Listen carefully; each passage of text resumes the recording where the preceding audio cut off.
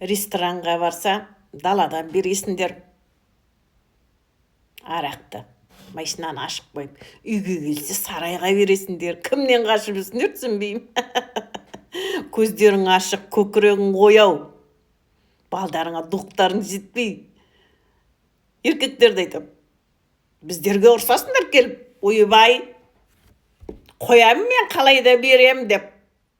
Бермесем құдамнан ұят болады, құдам арақ ішеді дейді. Баяның адамдар ғой құдаларда. Сен қатын аузың жап деп қояды. Өздері дұқтар жетпейді балдарынан. Өлтіресіңдер сендерді. Сарайға барып әңгімені бұрқытып қарасаң, күж-күж қайнап, неше түрлі әңгімені айтып, бір-бірімен танысып, екі құда құшақтасып, беттеріне қан жүгіріп, мәз болып отырады ғой. Үйге келсе балдарынан қорып деп пәтиқара отыра қалады.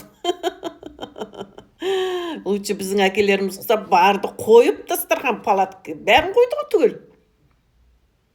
Қойып, ішін ішпесе әркім өзі біледі ғой. Сендер қымыз қойып қоясыңдар баладан қорыққаннан.